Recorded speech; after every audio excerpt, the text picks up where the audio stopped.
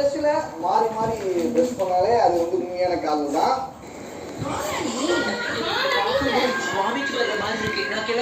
இல்லை இதை வந்து நிறைய பேர் பண்ணுவாங்க. சென்னையில ஒரு ஃபேமிலியை ரன் பண்ணணும்னா 2 ப்ரஷ்ஷை வாங்கி அனாவசிய செலவு பண்றதை விட 1 ப்ரஷ்ஷை வாங்கி மாத்தி மாத்தி வளர்க்கணும்னா பட்ஜெட்ல முடிக்கலாம். இப்படி பண்றது கஷ்டம், பண்ணீங்கன்னா பெட்டர். இதுவே கேவலமா இருந்துச்சு. ஆனா இதை விட மோசமா இன்னொரு பண்ணிக்கிறீங்க பாருங்க.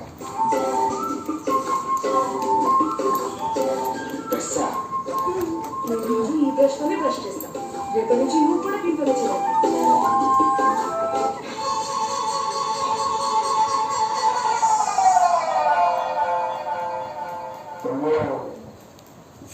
பண்ணிட்டு அப்படியே முடிஞ்சிடுறாங்க. இது அதுக்கு மேல இருக்கடா. வெரி ஃபன்னி, நல்லா இருக்கு. I appreciate it. காதல் பண்றது செத்தவங்க.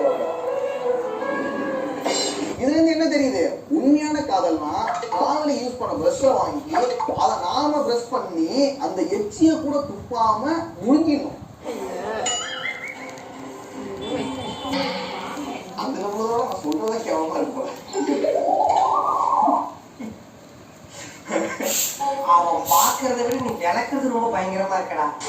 நேற்று நைட்டு சப்தலைட்டர் வீட்டுல திரும்பி இருக்கிறான். என்ன திருடன்னு கேட்டா சொல்ல மாட்டேங்கிறான். நேற்று நைட்டு கூட அடிச்சு பார்த்தோம், இப்படியே இருக்கிறான். என்னதான் நீ திருடி இருக்க? இவ்வளவு பேர் கேக்குறாங்கல்ல, இவ்வளவு அடி வாங்கியிருக்கேன். தோல் சொல்ல.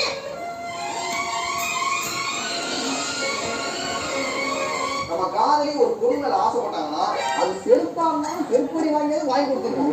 அதான் உண்மையான காதல்.